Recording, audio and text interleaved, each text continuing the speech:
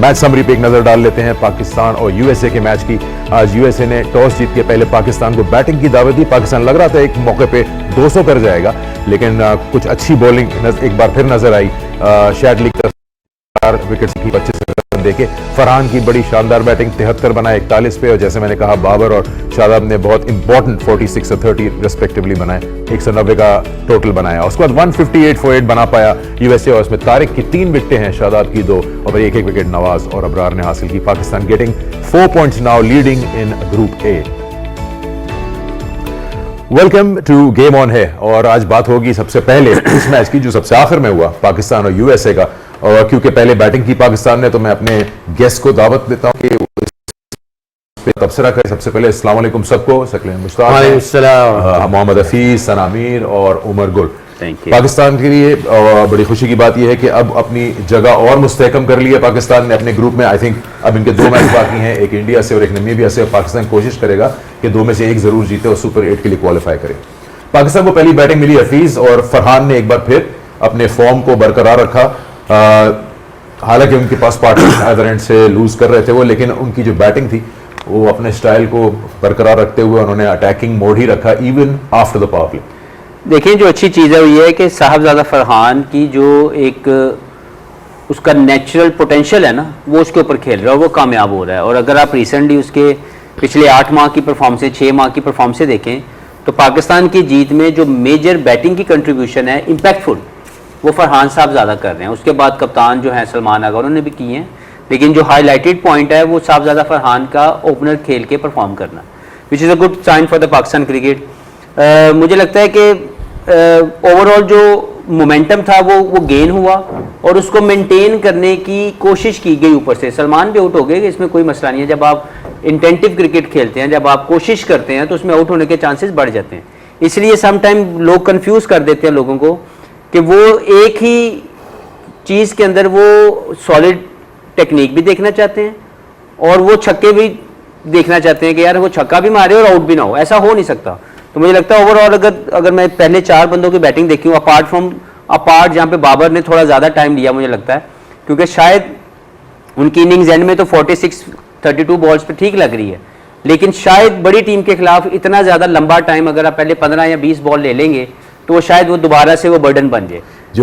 एक ओवर में वो तो हो गया, लेकिन मैं उससे पहले अगर 15 या 20 बॉल देखें तो वो अपने आप को जाते ही मोमेंटम मेंटेन नहीं कर सके, जो कि साहबजादा फरहान बना के रखे हुए।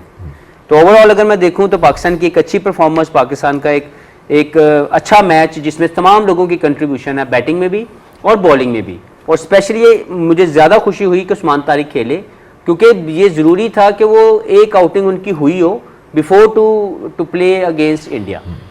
साहिबजादा फरहान की बात करते हैं, आपको याद हो अगर पाकिस्तान सुपर लीग के शुरू के सीजन लिए तो ये लूक रॉकी के साथ भी ओपन किया करते थे इस्लामाबाद के लिए। चैंपियंस कप में आपने इनको देखा होगा, बड़ी शानदार परफॉर्मेंस की थी, और इत्तेफाक का है, अजीब बात का है, इनको किसी टीम ने पिक नहीं किया था नेशनल ड्राफ्ट में, बाद में आ गए थे लेटर ऑन। साहिबजादा की प्रोग्रेस रिसेंट टाइम्स में आपने कैसी देखी, और अब थोड़ी सर्टेन लेवल ऑफ कंसिस्टेंसी भी नजर आ रही है उनकी शॉर्टर फॉर्मेट में? देखें, आउटस्टैंडिंग परफॉर्मेंस थी आज की। मैं हमेशा ये कहता हूँ कंसिस्टेंसी रिक्वायर्ड कंसिस्टेंसी, और कंसिस्टेंसी जो है वो आपके कॉन्फिडेंस को बिल्ड करी रहती है। कंसिस्टेंट नंबर पे कंसिस्टेंट आ जाए, आपकी जो सुपर स्ट्रेंथ है वो आपका इतना बिलीफ अपनी सुपर स्ट्रेंथ पे होता है कि आपका पूरा मैच या पूरी इनिंग अपने सुपर स्ट्रेंथ पे रहती है, वरना आप फौरन शिफ्ट कर जाते हैं सुपर स्ट्रेंथ से निकल के आप ऑप्शंस ढूंढना शुरू कर देते हैं। जब आप ऑप्शंस ढूंढने शुरू जाते हैं ना, तो आप सुपर स्ट्रेंथ से हट गए हैं। तो I think he looks in a really good position eight the moment. दिमाग इसका क्लियर है, इमेजिनेशन क्लियर है, कॉन्फिडेंस अच्छा है, और अपना डिस्प्ले कर रहा है। बहुत खूबसूरत नॉक किया इसने आज। इनकी बैटिंग का मैंने जिक्र किया कि पावर प्ले और नो पावर प्ले, ये अपना स्टाइल नहीं बदलते, गियर शिफ्टिंग नहीं है, ये शुरू से ही टॉप गियर में होते हैं। अब इसको आप कैलकुलेटेड रिस्क कहें या हाई रिस्क क्रिकेट कहें, लेकिन आई थिंक इनको एक सर्टन लाइसेंस दिया हुआ है to acknowledge the fact that he plays this way and it is working for the team. देखिए, यहाँ पर टीम मैनेजमेंट को क्रेडिट देना होगा, जहाँ पर वो अच्छी चीज़ उन्होंने की है। जिस वक्त साहबजादा को ओपन कराने की बात थी, बहुत इशूज़ थे उस वक्त, फ़खर भी उस वक्त मिक्स के अंदर थे, बाबर की भी वापसी अगर होनी थी तो ओपन पे होनी थी, बहुत सी चीज़ें चल रही थी। साहिम अयूब भी आउट ऑफ फॉर्म बीच में ऊपर नीचे हो रहे थे, तो लेकिन उनको बैक किया गया, उन्होंने डिलीवर भी किया। बीच में 4-5 मैचेस का ऐसा पैच भी आया जहाँ पर इनसे रन नहीं हुए, फिर भी इनको बैक किया गया। तो इसने कप्तान को और कोच को क्रेडिट जाता है कि इन्होंने उनको सही तरीके पे बैक किया। और फिर प्लेयर का अपनी बात है कि जब साहबजादा को बैक किया, उनको परफॉर्मेंसेस उन्होंने देनी शुरू की और इतने डोमेस्टिक में उनके रन्स थे कि उसको उन्होंने उस कॉन्फिडेंस ने उसको कैरी किया। आई थिंक बहुत कंप्लीट उनकी परफॉर्मेंस नज़र आई है। लेग साइड पे भी स्ट्रॉन्ग नज़र आते हैं, डाउन द ग्राउंड बहुत अच्छी शॉट्स मारते हैं, ऑफ साइड भी ओपन अप कर लेते हैं।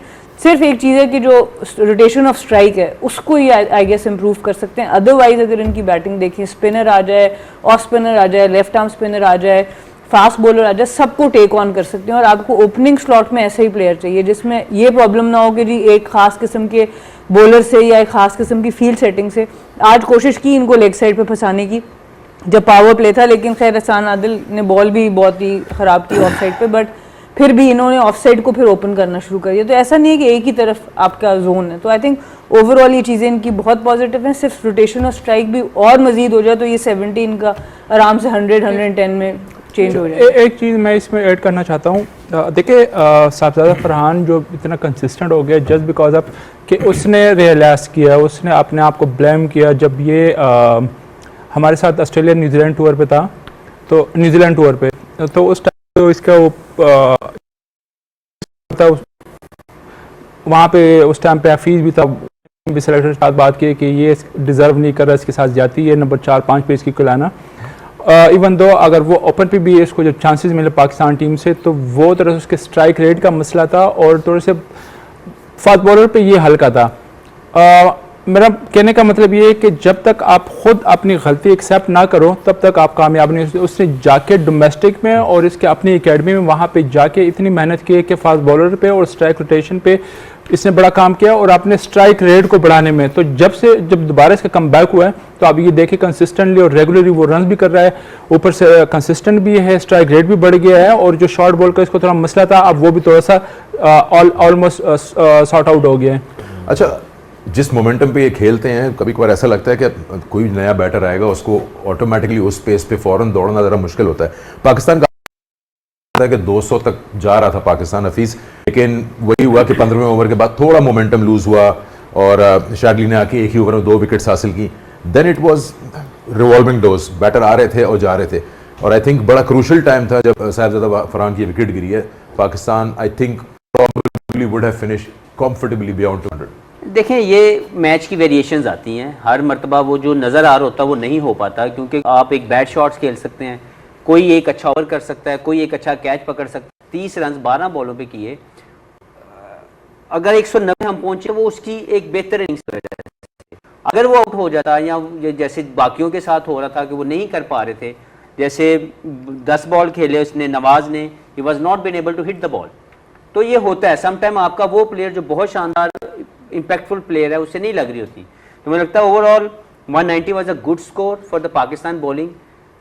मुझे आज ज़ाती तौर पर बैटिंग का इंटेंट अच्छा लगा, उसमें खेलने का जो एक फील थी, वो जो पाकिस्तान को जिस तरीके से खेलना चाहिए कम से कम उसको टच करने की कोशिश की गई। और जब आप 170 180 इस बॉलिंग अटैक को इन कंडीशन में करके दोगे, you will have more chances to win. चलिए और बात करेंगे पाकिस्तान की परफॉर्मेंस की, जो कि यूएसए के खिलाफ उन्होंने दी, 32 रन से ये मैच जीता और 2 और पॉइंट्स हासिल कर लिए।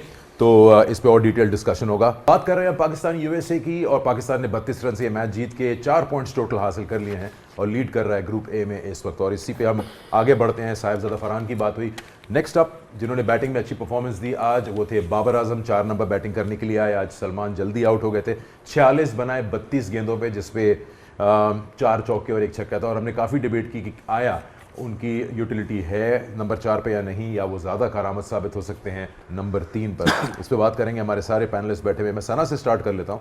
सना, जब आज सलमान जल्दी आउट हो गए तो थोड़ा सा टाइम लिया बाबर ने, 1 ओवर उनको ऐसा मिला जिन्होंने अपना जो स्कोर बनाया 46 का, उसके आधे रन उसे 1 ओवर में ही कर दिए।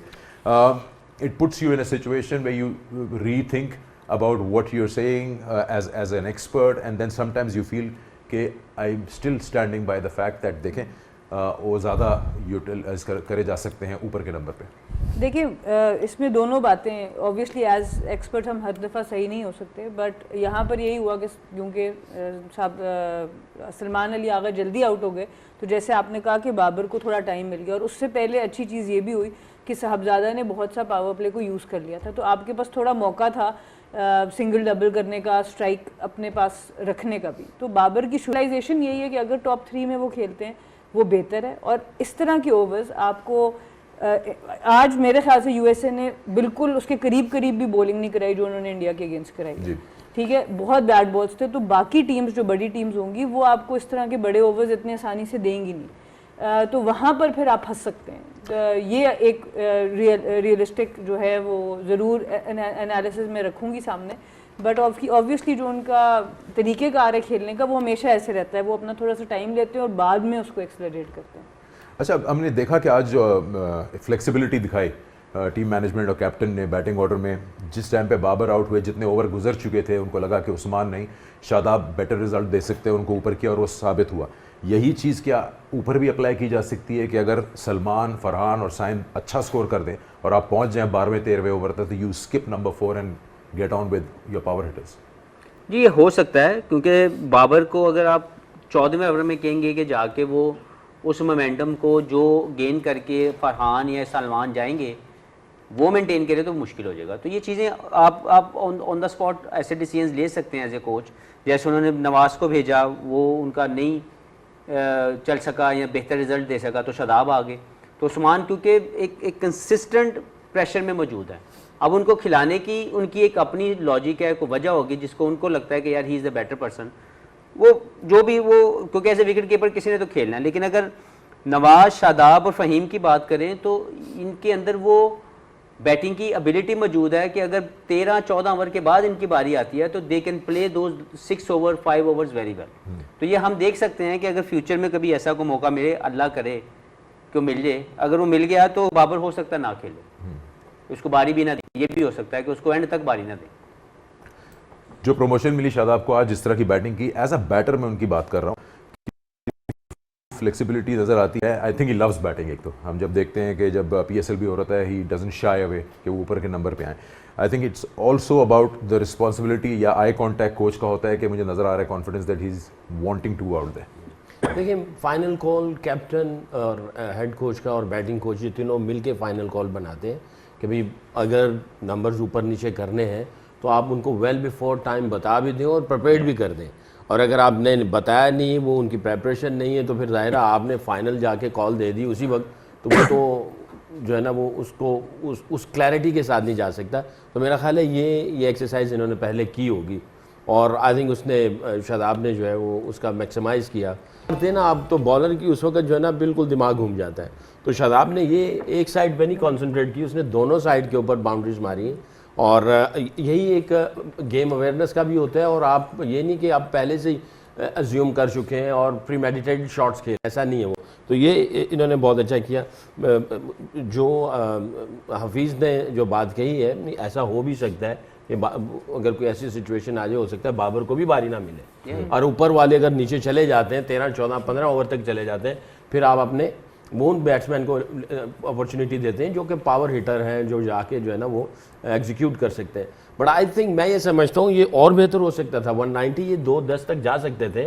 वो 2-10 के लिए आपको जो है बहुत टेक्निकली आपको बहुत ज़्यादा अच्छा होना चाहिए। जैसे नवाज से नहीं लग रही है भाई, अगर आप छक्के का सोच रहे हो, छक्के वाली गेंद भी नहीं और आपके छक्के वाली आपकी वो जो है ना उस वक्त पोजीशन भी नहीं बन पा रही है, तो आप 1-2 बाउंड्री नीचे जब खेलते हैं ना, देखिए टेक्निकल फ्लॉज जब आता है जब आप छक्के पे जाते हैं सीधा, उसमें अगर आप वीडियो एनालिसिस करेंगे ना तो बैट्समैन के टेक्निकल फ्लॉज आपको बाउंड्री मारते हुए ज़्यादा नज़र आएंगे, रोकते हुए कम नज़र आएंगे। तो आपने क्या करना है, अगर छक्का नहीं लग रहा या छक्का मिल नहीं रहा तो आप नीचे ज़ोर से मारें, गैप में जाएगा, आपको चौके मिलेंगे, वहाँ से आपका एक रिदम मोमेंटम आएगा, गेंद और बल्ले का मिलाप, टाइमिंग अच्छी होनी शुरू हो जाएगी, बॉलर अंडर प्रेशर आ जाएगा, फिर आपको छक्के का गेंद भी मिलेगा और आपका फुटवर्क, ब्लड फ्लो बॉडी में आ गया और आपका कॉन्फिडेंस भी बढ़ गया, फिर आप छक्के पे चले जाएं। और अगर आप हर गेंद छक्के पे जाएंगे तो फिर 3-4 डॉट आते हैं, वो डॉट जो है वो डाउट लेके आते हैं और डाउट आपके कॉन्फिडेंस को डैमेज करते वही। हैं।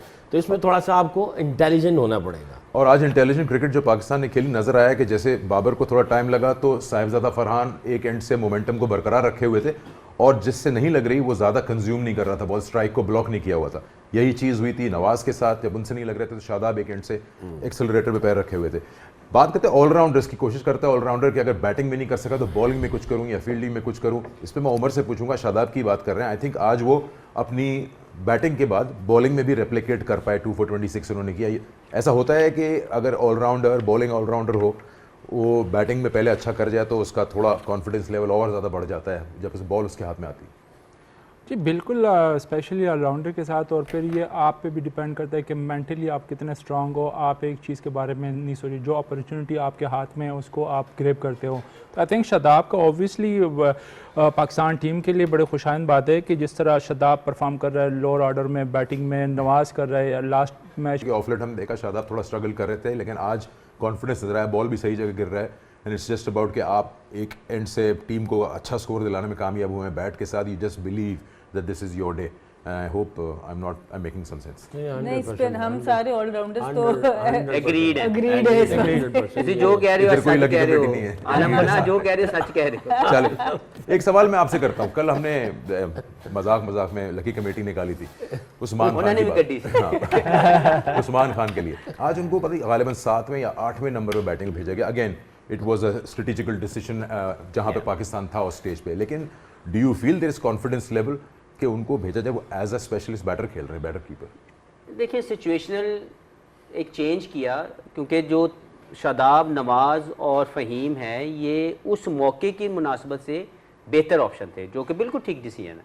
उसमें बिल्कुल मुझे नहीं लगता है कि उस्मान को बुरा लगना चाहिए या उनके जो हम भी उनके फ़ैन हैं क्योंकि वो पाकिस्तान को रिप्रेजेंट करते हैं, हमें बुरा लगना चाहिए, क्योंकि वो एक सिचुएशनल ऐसी डिमांड थी जिसको कोच या कप्तान ने बेहतर तरीके से अपने दूसरे बंदों को भेज के उनको बचा लिया। लेकिन इससे अगर वो आउट भी हो गए हैं तो कोई मसला नहीं है, मुझे नहीं लगता कि उनको इसमें परेशान होना चाहिए। हाँ, he must be waiting for the opportunity, वो अपॉर्चुनिटीज़ जो उन्होंने काफ़ी गंवा दी हैं कि जब उनको बड़ा मौका मिलता रहा, 14 ओवर आपके पास हैं, 15 ओवर आपके पास हैं, 10 ओवर आपके पास हैं और आप गलत शॉट मार के आउट हो जाते हैं या आप टेक्निकली एक्सपोज हो जाते हैं, तो he must be waiting for those opportunities. मैं इसलिए पूछ रहा हूँ ये सवाल क्योंकि जब ट्राई नेशन हुआ था और पाकिस्तान खेल रहा था और जीता, तो उस पर मेरी माइक हैसन से बात हुई थी ऐसे ही शो पे, और उन्होंने कहा था कि जो रोल हमने डिफाइन कर दिया उस्मान के लिए वो फिनिशर का रोल है, विकेट कीपर के लिए, तो दोनों के लिए, नाफे के लिए भी, विकेट कीपर के स्पॉट के फिनिश करने के लिए नहीं, विकेट के स्पॉट नहीं, बैटिंग में अच्छा कि वो रोल उनको दिया गया है। तो मैं वही पूछना चाह रहा था कि अगर उनका रोल फिनिशर का है then he should bat at that particular stage. अगर वो ये समझते हैं, अगर उन्होंने आपसे बात की है और उन्होंने ये कहा है कि हमने इनको फिनिशर के तौर पर रखा हुआ है, इसका मतलब है कि उनकी हिटिंग पावर उनके पास मौजूद है, he does understand the game and the situation very well and then he execute accordingly. लेकिन अभी तक मुझे लगता है कि he is not settled yet at international level, क्योंकि जो इंटरनेशनल क्रिकेट का एक प्रेशर आपके ऊपर पड़ता है, लीग क्रिकेट और इंटरनेशनल क्रिकेट, इसमें ज़मीन आसमान का फ़र्क है, आप उसको कभी भी कंपेयर नहीं कर सकते। तो मुझे अभी तक उस्मान ने अपनी बैटिंग से मुझे इम्प्रेस नहीं किया जिस पे मैं कहूँ कि ये इंटरनेशनल प्रोडक्ट है, चाहे वो 5 पे खेले, चाहे वो 3 पे खेले, चाहे वो 7 पे आ जाए। हाँ, अब मैं मेरी दुआ होगी कि वो पाकिस्तान के लिए खेल रहे हैं और वो हम सबको इम्प्रेस करें, अभी तक नहीं किया। जी, जो मैंने बात की माइक हैसन की, उन्होंने प्रेस कॉन्फ्रेंस में भी यही बात की थी, तो उसको इंडोर्स कर रहा हूँ कि that was the plan, wicket keeper will be the finisher with the bat. हम और बात करेंगे, उमर गुल के पास आएंगे ब्रेक के बाद, और सना से ही बात करेंगे अबाउट पाकिस्तान बॉलिंग। सलमान को आज रेस्ट कराया गया, जिन्होंने पिछले मैच में 3 विकेट्स ली थी। शाहीन शाह अफरीदी आज जो है बॉलिंग करने के लिए आए थे। इज ही लुकिंग $1 million और not? We'll talk all about that. Game on है। Welcome back once again to Game on है। बात हो रही है आज डे 4 की, जहाँ पे 3 मैचेस हुए और पाकिस्तान ने आज अपना आखिरी जो मैच था आज के दिन का वो जीता 32 रन से यूएसए के खिलाफ। पाकिस्तान की बैटिंग पे काफ़ी बात हुई, पाकिस्तान की बॉलिंग पे अब बात करते हैं। पाकिस्तान के पास ऑप्शंस बहुत ज़्यादा हैं जब हम स्पिन बॉलिंग की करते हैं, जिसमें पार्ट टाइम स्पिनर्स भी हैं, full time front line spinners भी हैं। So before I get to Umar Gul about fast bowling, let's get Sana Mir about how the spin has been utilised today, जिसमें आज साइम ने 1 ओवर किया, 4 ओवर्स का कोटा पूरा किया आज उस्मान तारिक ने, और विकेट्स भी हासिल की 327 रन देके। शादाब ने शानदार बॉलिंग की 2 for 26 and Nawaz was 1 for 21। So spin department में तो इतना ऑप्शन है सलमान के पास, including himself, I think he can play around with it. बिल्कुल, आई थिंक ये क्वेश्चन बहुत बड़ा है इस टीम का, इस कॉम्बिनेशन का, और ख़ास तौर पे जब आप दो स्पेशलिस्ट स्पिनर खिला लेते हैं, जैसे आज उस्मान तारिक को खिलाया, उसका फ़ायदा ये हो गया कि इवन दो शाहीन से नया बॉल उस तरह से अच्छा नहीं हुआ और फ़हीम को आपने यूज़ नहीं भी किया, फिर भी आपके पास एंड तक स्पिन बॉलिंग ऑप्शंस थे। इवन दो कि आपने अबरार को और नवाज़ को पावर प्ले में यूज़ भी कर लिया, फिर भी 20th ओवर 18th ओवर तक आपके पास ऑप्शन इतने थे कि आप स्पिन के साथ प्ले अराउंड कर सकते थे। तो ये एक बहुत बड़ी लीवरेज होती है कप्तान के पास कि वो उसके पास एंड तक 3 से 4 डिफरेंट बॉलर्स के ओवर हों और जिस तरह के भी बैटर्स क्रीज पे आ जाएं वो उस तरह का बॉलर लगा सके। तो ये ऑब्वियसली वेरिएशन का फ़ायदा है। मेरे ख्याल से अबरार को आज ऑब्वियसली उन्होंने बेहतर खेला। नवाज़ भी थोड़ा सा मुझे लगता है अपनी नॉर्मल बॉलिंग से थोड़ा स्लो बॉलिंग कर रहे हैं। दोनों मैचेस में जो मैंने नोट किया वो थोड़ा फ्लाइट ज़्यादा दे रहे हैं, जिसकी वजह से बैटर उन पर पहुँच रहे हैं। जनरली वो थोड़ा तगड़ा तेज़ बॉल करते हैं। पर जहाँ बात शादाब की और उस्मान तारिक की, आई थिंक दोनों ने बड़ी ज़बरदस्त बॉलिंग की।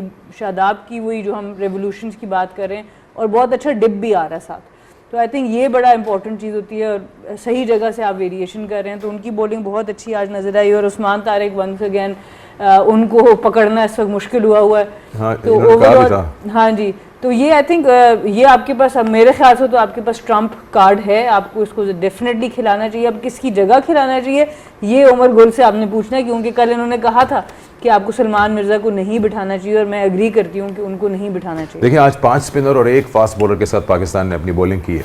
शाहीन वाहिद बॉलर थे, तो क्या इन टोटलिटी इज दैट और will that be your best option if you only going with one pacer? Shaheen, Naseem, Salman and then Faheem को तो बॉलिंग मिल नहीं रही। देखिए मेरे ख्याल से आज एक मौका था, पाकिस्तान ने वो भी थोड़ा मिस किया है। जब आपको पता है कि कल भी हम ये बात कर रहे थे कि फॉर्म की बात कर रहे हैं कि जो प्लेयर आपका फॉर्म में है उसको आप खिला ले। सलमान मिर्ज़ा रेगुलरली वो परफॉर्म कर रहा है, ऑन एंड ऑफ वो कभी खेल रहा है कभी नहीं खेल रहा। इस टूर्नामेंट में आपके पास इतना टाइम नहीं है कि आप एक्सपेरिमेंट करें। अगेन आप जो लड़का आपके लिए परफॉर्म कर रहा है, कंसिस्टेंट परफॉर्म कर रहा है, फॉर्म में आप पहले प्रायोरिटी आप उसको दे दे। शाहीन सबको पता है थोड़ा सा स्ट्रगल कर रहा है वो, उस तरह के रिदम उसके नहीं है। ऑब्वियसली बैक टू बैक उसको जो इंजरी हो रही है तो बड़ा मुश्किल होता है फास्ट बॉलर के लिए। विदाउट आप मैच खेले हुए जब डायरेक्ट आप कंपेटिटिव क्रिकेट में आ जाते हो तो बड़ा मुश्किल होता है। ये फेज़ हमारे साथ भी गुजरा है। इसके लिए आपको बाकायदा एक रिहैब प्रोटोकॉल के थ्रू आना पड़ता है। पहले आप फिजिकली फिट होते हैं, फिर उसके लिए आपके मैचेस अरेंज होते हैं, जो कि मेरे ख्याल से आई डोंट थिंक सो कि शाहीन इतने मैचेस खेले ताकि वो अपने रिदम को गेन कर सके, अपने फिटनेस को गेन कर सके। तो कमिंग बैक उस पर मैं आता हूँ। आज का जो मैच था, हम किसी टीम को आप फॉर ग्रांटेड नहीं ले सकते। यूएसए ने पहले हमें हराया भी है, लेकिन एक मौका था कि आपका जो बॉलर्स था सलमान मिर्ज़ा, उसको परफॉर्मेंस के साथ आपने बिठा दिया, उसको भी आपने कंफ्यूज कर दिया कि मैं अगले मैचेस में खेल रहा हूँ। जो लड़के नहीं खेले थोड़े से कंफ्यूज भी होंगे। और आई एम श्योर हमें फास्ट बॉलर में एक और चीज़, जिस तरह सना ने भी अभी थोड़ी देर पहले मेंशन किया, अगेन अगेंस्ट यूएसए आप खेल रहे हो, नेक्स्ट मैच आपका है अगेंस्ट इंडिया। आप 2 पेसर के साथ खेल लेते, एक जेन्युइन पेसर और एक ऑलराउंडर। फ़हीम को यहाँ पे मैं समझता हूँ कि आखिरी ऑब्वियसली बीच के और स्पिनर्स के वहाँ पे डिमांड भी कर रहे थे, सिचुएशन भी था, लेकिन एंड के 3-4 ओवर में आप उससे 1-2 ओवर करा सकते थे बिफोर द नेक्स्ट गेम। तो आई थिंक वो मौका भी हमने मिस किया। शिकलन, आपको क्या लगता है एसएससी की पिच और प्रेमदासा की पिच में कोई बहुत बड़ा फ़र्क होगा? क्या पाकिस्तान इसी बॉलिंग कॉम्बिनेशन के साथ जाएगा, या ये सोच सकते हैं कि एक पेसर तो आपके पास है जिससे अभी आपने ट्राई नहीं किया, फ़हीम अशरफ, हम एक और ले लेते हैं, शाहीन, नसीम या जो भी, सलमान? देखिए जिस तरह की टेक्नोलॉजी है और जिस तरह के मॉडर्न डे के ग्राउंड्समैन है, ये चेंज हो सकती है। You never know. आईसीसी जो है वो किसके इन्फ्लुएंस पे है ये हमें पता है। तो आप खेल किस पे रहे हैं, इंडिया के ख़िलाफ़ आप खेलेंगे किसके ऊपर, आप फ़ौरन ही, जैसे आपने उस्मान तारिक को भी एक मैच दे दिया कि इंडिया के ख़िलाफ़ जाते हुए कम अज़ कम उसको एक कॉन्फिडेंस आ जाए, फील करे कि हम पार्ट ऑफ दिस 11, और 1-2 विकेट मिल गई, अब कॉन्फिडेंस उसका स्काई हाई हो गया। आगे जाके अगर आपको 2 फास्ट बॉलर और 1 मीडियम पेसर ऑलराउंडर की ज़रूरत पड़ गई और पूरा सीन चेंज हो गया, फिर आप क्या करेंगे? आप देखें जिमी नीशम जो है न्यूजीलैंड का, उसने आज 1 ओवर किया। आप इसको जब भी देखेंगे न्यूजीलैंड के अंदर, ये ऑलराउंडर है, ये उनका फ़हीम अशरफ समझ लें आप। ये हमेशा करीम जन्नत है वो 1-2 ओवर उनको ज़रूर करवाते हैं, कभी 3 भी हो जाते हैं। कभी ऐसा भी होता है कि उसको डेथ में यानी 20वां ओवर भी करवा देते हैं। ये ऐसा भी मैंने न्यूजीलैंड के साथ काम किया है, इसने 20वां ओवर भी किया है। अब आप इमेजिन करें कि इसी उस पे चले जाते हैं और मैच फंस जाता है, मैच इंडिया के साथ है, यही कंडीशन है। शाहीन की पोजीशन आपके सामने है, फास्ट बॉलर, और आपके पास फ़हीम है। अच्छा, आप 20वां ओवर आप करवाएंगे उस्मान तारिक को? उसने कितनी दफ़ा किया है इंटरनेशनल स्टैंडर्ड पे? शादाब ने, नवाज ने, अबरार ने 20वां ओवर कब किया है? कभी किया उसने? यानी ये चार तो 20वां ओवर करने के वाला टेम्परामेंट या वो चीज़ माइंडसेट या प्रेपरेशन उसकी की हुई है? नहीं की हुई है। फ़हीम अशरफ ने किए हुए काफ़ी दफ़ा, चाहे उसके अच्छे रिजल्ट हैं चाहे बुरे रिजल्ट हैं। बट आपको मैं ये कह रहा हूँ, अच्छा अब शाहीन और ये ऑप्शन आती तो अब आप किसकी तरफ देखेंगे? किसी स्पिनर्स की तरफ जाएंगे या इस तरफ जाएंगे? आपने जो कुछ भी करना है, आपने एक्सपेरिमेंट नहीं करना, आपने क्लैरिटी के साथ वो प्लान को एग्जीक्यूट करना और क्लैरिटी और कॉन्फिडेंस के साथ आपने बॉलर को गेंद देना और उसको कहना है कि 20वां ओवर करे। तो फिर इसके मतलब उमर सही कह रहे थे कि आपने उनको एज बॉलिंग ऑप्शन रखना है तो कम से कम 2 ओवर 1 ओवर 2 ओवर चलते रहे उसके बड़े मैच के अंदर। सलेन भाई, इसमें एक और एलिमेंट भी है ना, जो नेक्स्ट मैच आप खेलने जा रहे हैं उस टीम के बैटर में और आज के बैट्समैन में फ़र्क है। वो स्पिनर को ज़्यादा अच्छा खेलते हैं। वही सैकी भाई जो बात कर रहे हैं कि लास्ट के अगर आपको पेसर की जरूरत पड़ गई तो आप किससे और करें? स्पिनर से तो कभी भी नहीं कराएंगे, क्योंकि उनके जो बैटर है वो स्पिनर को नहीं छोड़ेंगे। तो मेरे ख्याल से आपने आज का एक मौका मिस किया है। इस बात को थोड़ा सा और पीछे भी लेके जाऊंगा रेफरेंस देने के लिए। नवाज ने आखिरी ओवर किया इंडिया के खिलाफ, 20वां किया 20वां किया 20वां लास्ट ओवर किया। कितने फास्ट बॉलर थे हमारे उस मैच में? हारिस, 3 थे मेरे ख्याल से, शाहीन और नसीम, तीनों अपना कोटा फिनिश कर गए। बाजुकात कैप्टन से भी गलती हो सकती है कैलकुलेशन में। जब प्रेशर आता है तो सब पे आता है, कैप्टन के ऊपर भी आ रहा होता है, वो कैलकुलेशन गलत कर सकता है। तो आपने 20वां ओवर किसको करवाना है?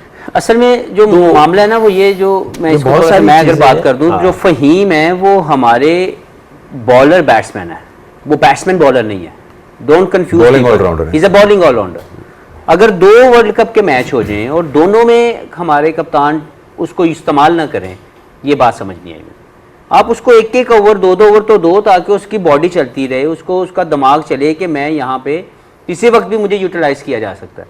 लेकिन दोनों मैचेस में, और दोनों ऐसी टीमें हैं कि ये बहुत बड़ी टीमें नहीं है, नेदरलैंड्स एंड यूएसए, ये प्रॉपर इंटरनेशनल लेवल की स्टेज वाली वो बड़ी टीम नहीं है।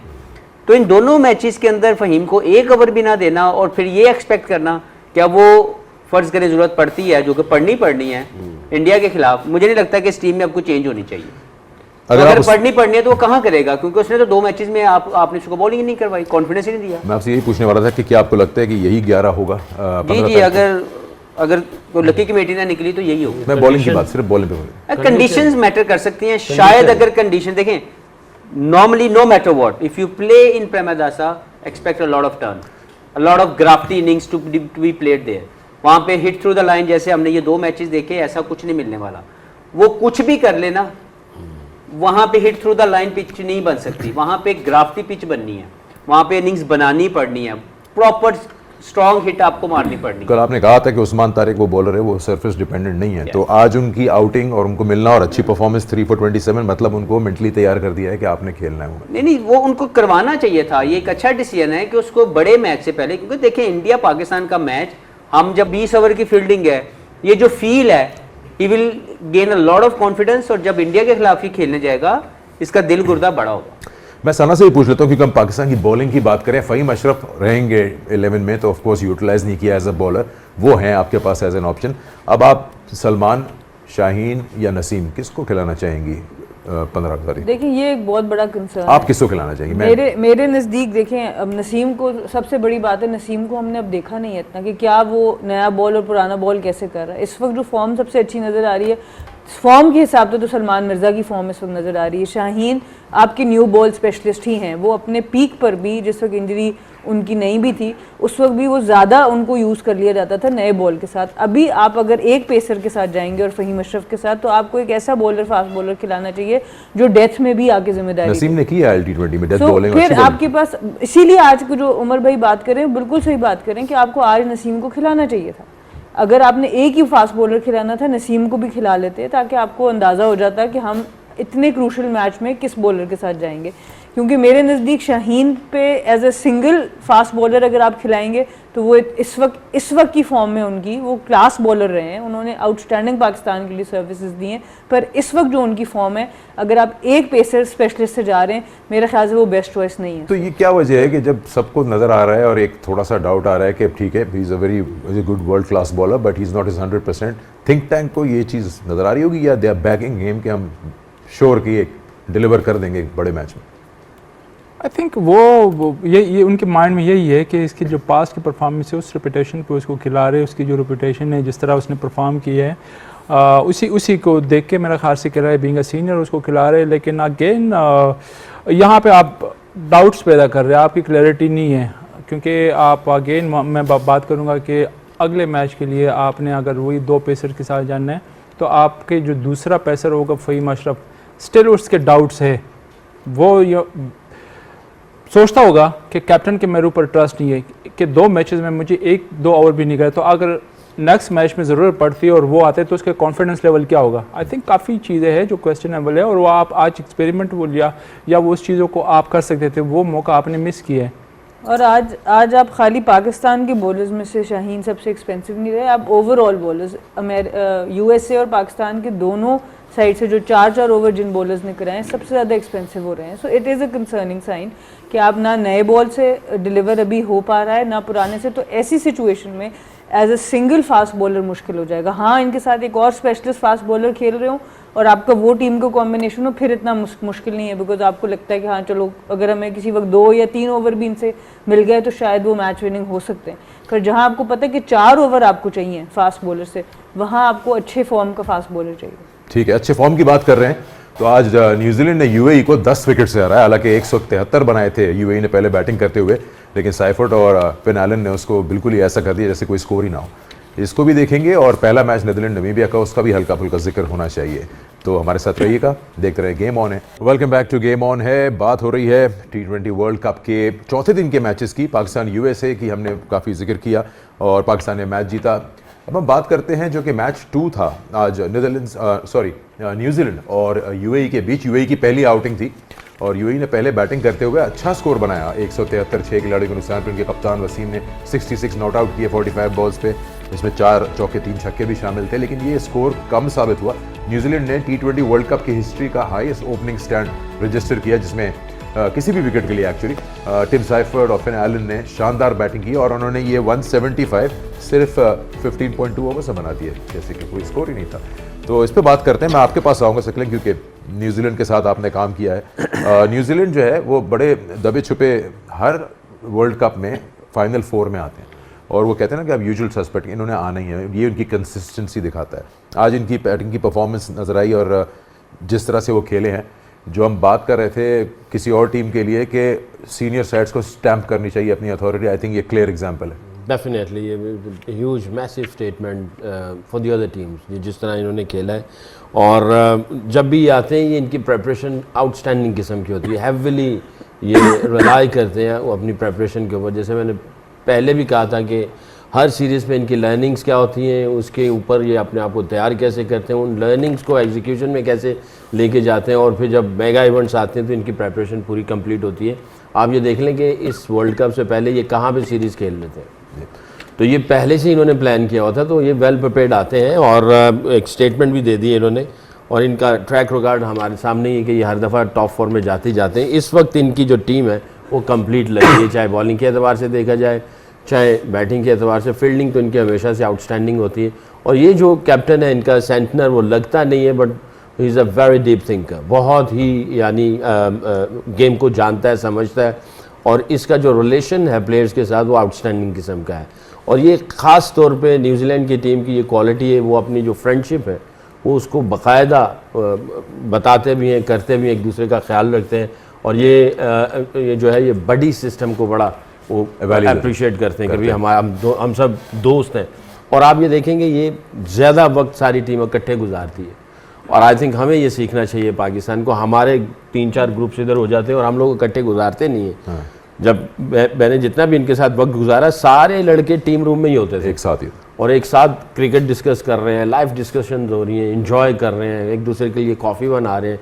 और जो जिसको नज़र आता है, जैसे कि भाई किसी को कहा कि यार मुझे प्रैक्टिस में ये चीज़ नहीं मिली, उसका बडी कहता है आई हेल्प यू, कोच को साथ लेके आता है, तो वो इस तरह जो है ना वो काम कर रहे होते हैं। तो I think they are very happy unit at the moment. इन्होंने एक बहुत अच्छी स्टेटमेंट दी है सारी टीम्स के लिए कि ज़रा संभल के आना, हम बहुत अच्छी क्रिकेट खेल रहे हैं। और जो आपने बात प्रिपरेशन की तो बड़ा इंपॉर्टेंट होता है। पहले होता था क्रिकेट कम थी, अब क्रिकेट इतनी हो रही है कि अवे फ्रॉम होम खेल रहा है न्यूजीलैंड। आप एक्सपेक्ट करेंगे कि जी आपको एक आध मैच लगेगा कंडीशंस में, स्पेशली विद द बैटर्स, लेकिन जो लीग क्रिकेट होती है, PSL खेले हैं Tim Seifert, I think totally organise है, उनको पता है कि यहाँ की कंडीशंस क्या डिमांड करती हैं और उसका रिजल्ट सामने नजर आ रहा है इनकी बैटिंग में। देखें, जो प्लानिंग है ना उसमें आपकी जो वो लोग जो एडमिनिस्ट्रेशन में बैठे होते हैं उनका बड़ा अहम रोल होता है कि वो अपनी टीम को कितनी देर पहले उन कंडीशन में भेजते हैं। न्यूजीलैंड ने विज़िट किया, इंडिया के मैचेस खेले और उसकी वजह ये थी कि वो क्लेमेटाइज हो जाए, कंडीशनल ठीक है, उन्होंने IPL खेला हुआ है, सब कुछ खेला हुआ है, लेकिन इस मौसम में नहीं खेला हुआ, तो वो उनको पहले भेज के उन्होंने एक सीरीज़ अरेंज की जहाँ पे उन्होंने वहाँ पे मैचेस खेले। They got more confidence as a team कि हम इन कंडीशन में यूज टू हो गए हैं, प्रैक्टिस सेशंस हुए होंगे। तो ये एक अच्छी प्लानिंग होती है, जहाँ पे आपकी टीम ने जाना हो वहाँ पे आप अपनी टीम को बड़े इवेंट से पहले भेजें ताकि प्लेयर्स जो हैं कॉन्फिडेंस गेन करें। लेकिन जो मुझे इंप्रेसिव चीज़ लगी, वेरी ऑनेस्ट, UAE की जो बैटिंग थी उसमें वसीम का रोल और अली शान की बैटिंग, इन दोनों ने एक स्टेज पे न्यूजीलैंड को मुश्किल में डाला। और मैं समझता हूँ कि वो एक एक्सपीरियंस ना होने की वजह से वो 200 रन नहीं कर सके, otherwise it was on the card. लेकिन ओवरऑल अगर मैं समझता हूँ as a UAE fan, people must be happy from the effort कि एक वो टीम जो सेमीफाइनलिस्ट, हर पंडित ने न्यूजीलैंड को एक वो टीम बताया हुआ है कि ये सेमीफाइनल में जाएगी खेलेंगे। उसकी टॉप क्लास बॉलिंग के खिलाफ एप्लीकेट करते हैं मैच के अंदर। सिर्फ 30 सेकंड लूँगा, प्रेपरेशन की बात हो रही है, ये सीरीज़ जो है ये नहीं कि एक हफ़्ता पहले बुक हो जाती है। तो एडमिनिस्ट्रेटिव पॉइंट ऑफ व्यू से जो हफीज़ ने बोला, ये साल पहले ही वो कर लेते हैं कि भाई ये सीरीज़ हमें दे दीजिएगा, तो साल पहले इनके जो पीछे बैठे हुए जो सही थिंक टैंक और बॉसेस हैं वो उनकी प्रेपरेशन के लिए प्लान करके रखते हैं। अभी आप जब देख रहे थे पैकेज इनकी बैटिंग का, तो मैं नोटिस कर रहा था कि आप उनकी बॉलिंग भी नोटिस कर रहे थे। UAE की थोड़ी हिस्ट्री पीछे जाएं 20 साल, तो मोस्टली इनकी प्रेडोमिनेटली क्रिकेट सीमेंट विकेट्स पे रही हैं, जिसकी वजह से इनके बैटर्स बाउंस को झेल लेते हैं। लेकिन बॉलर्स अगर आप देखें, ओवरऑल वसीम का जिक्र होता है कि बड़ी अच्छी बैटिंग कर रहे हैं, आई थिंक लीग्स में सबसे पहली पिक होते हैं, लेकिन UAE बॉलर्स एज सच कोई स्पिरिट नहीं पैदा कर सके, क्योंकि ये जो टर्फ विकेट्स हैं is a very recent thing, 10 साल पुरानी है कि अब ज़्यादा पुश किया जा रहा है कि क्रिकेट वहाँ है।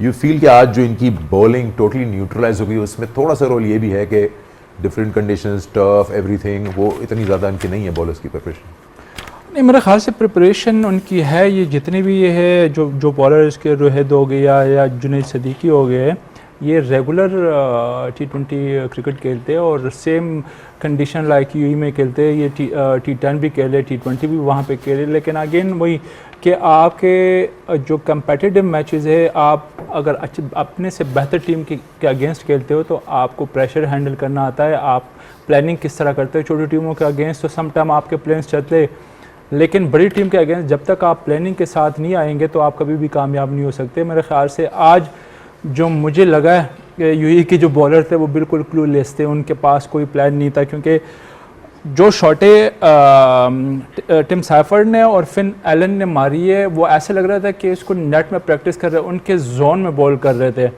प्लान की बात मैं इसलिए करूँ कि जब भी किसी टीम के अगेंस्ट आप मीटिंग करते हो ना, टीम मीटिंग होता है, एक प्लेयर के अपने इंडिविजुअल अपना एक प्लान भी होता है, तो मुझे आज उनकी प्लानिंग बिल्कुल नहीं लगी, क्योंकि ये दोनों जितना इसको close to the body bowl करोगे ये आपको हिट नहीं कर सकते। ये तो फ्रंट लेग को ओपन करते हैं और जहाँ पे इनकी नी रोल के नीचे जो बॉल आएगी या इनको विड मिलेगी ये आपको हिट कर रहे हैं। और आज ऐसे ही हुआ, जितने भी बॉल उनको मिले या तो उनको रूम दिया गया या इनके जोन में बॉल किया, नी रोल के नीचे बॉल किया है।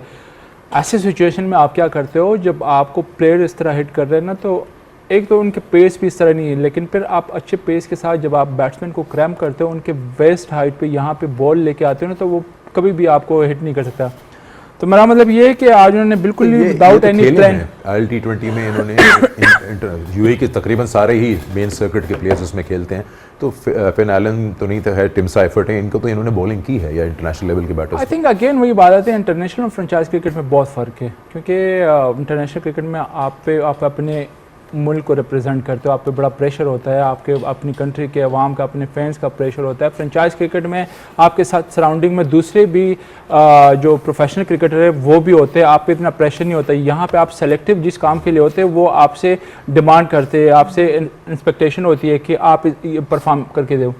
दूसरा ये है कि इनका जब आप फ्रेंचाइज क्रिकेट खेल रहे होते हैं वहाँ तक की आपकी परवाज़ जब हो जाती है, आगे से आपकी डेवलपमेंट और जो अगर आपने इवॉल्व होना है तो आपको फिर जाके डेवलपमेंट का काम करना पड़ता है। अनफॉर्चुनेटली जब आप एक लीग खेल रहे होते हैं, आप day in day out match खेल रहे हैं, आपके जो फ्लॉज हैं, एरर्स हैं, वो आपके साथ हैं। और अगर आपका अच्छा दिन है तो आपको कॉन्फिडेंस मिलता है, बुरा दिन है तो आपका कॉन्फिडेंट या तो उसके ऊपर ब्रूज आता है या ब्लीड होता है, या आपका कॉन्फिडेंस बिल्कुल ख़त्म हो जाता है। तो कॉन्फिडेंस आपका, उसको आप कैसे, उसकी आप रिहैब कैसे करेंगे। और कॉन्फिडेंस जो है वो आपकी स्किल्स के ऊपर आ गया है। वैसे तो फिजिकली आप डैमेज होते हैं ना, तो ये गेम तो सारी कॉन्फिडेंस की है। तो यहाँ कितना गहरा ब्रूज आया हुआ है, वो फ्लॉज एरर्स आए हैं जिसने टेक्निक को वो ख़राब कर दिया है। और आपके अंदर डेवलपमेंट और इवॉल्व जो होना है वो नहीं हो पा रहे। वो किधर जाएंगे? आप वापस जाएंगे। जब वापस जाएंगे, अगर इनका हाई परफॉर्मेंस सेंटर अगर है तो बहरहाल इनके बहुत इश्यूज़ हैं फाइनेंशियल, क्योंकि मैंने एक टाइम पे इनके लिए हेड कोच की पोजीशन के लिए मैंने इंटरव्यू दिया, तो आई वाज शॉक कि इन्होंने मुझे कहा जी कि हमारे पास इतने पैसे नहीं हैं, आप हेड कोच भी होंगे, आप मैनेजर भी होंगे, फील्डिंग के लिए एक बंदा देंगे आपको। तो मैं क्या गेंद दे दोगे पूरे? गेंद तो देंगे, पिच दे देंगे, ये इस तरह होगा? मैंने कहा देखें, अगर आप मुझे लेके आ रहे हैं और आप चाहते हैं कि भाई हम इस लेवल पे जाके पाकिस्तान से, ऑस्ट्रेलिया से, इंग्लैंड से खेलना है, तो उसकी रिक्वायरमेंट क्या आप इस साइड से पूरी कर सकते हैं? मैंने कहा चलें ठीक है, मैं अकेला ये सारी चीज़ें करता हूँ मैनेज, कि मुझे 1 या 2 बंदे ऐसे दे दें, और वो भी उस लेवल के नहीं देंगे। तो आप एक हेड कोच से ये सारे काम कैसे करवाएंगे? सही। तो बेचारा जो हेड कोच भी आता है वो मजबूरी वाला आ जाता है कि चलो जी हेड कोच का एक ठप्पू लग जाएगा, उसको पैसे भी पूरे नहीं होते हैं, और उसके साथ जो बंदे होते हैं वो उधर से कोई उठा के साथ में लगा देते हैं। वो इनके साथ कोई बात ही नहीं कर सकता, यार ये तुम्हारा प्रॉब्लम है, ये तुमने प्रेपरेशन सही नहीं कर रहे, तुम्हारा ट्रेनिंग सेशन सही नहीं है, एथिक्स ठीक नहीं है, एनालिस्ट भी कोई नहीं है, तो आप क्या करोगे उधर जाके? तो फिर इसी तरह की प्रॉब्लम रेपुटेशन खराब करने वाली बात। तो यही ऐसी चीज़ें हैं सारी। पहला मैच जो हुआ था वो हुआ था आज नीदरलैंड्स का और नामीबिया का, और नीदरलैंड्स ने आज अच्छी परफॉर्मेंस दी। उन्होंने पहले टॉस जीता और नामीबिया को बैटिंग की दावत दी। 156 पे ही उनको फायर आउट किया 8 विकेट के नुकसान पे, और उसके जवाब में इन्होंने ये मैच आज जो खेला वो 7 विकेट से जीत लिया। दिलीड ने 72 नॉट आउट किए, दिख रहा है आपको, एक्रमन ने 32। एक स्ट्रॉन्ग साइड है। आई थिंक पाकिस्तान अगर लुक बैक करे तो एक अच्छी परफॉर्मेंस रही to get 2 points against Netherlands, वरना वो अभी 4 पे बैठे होते।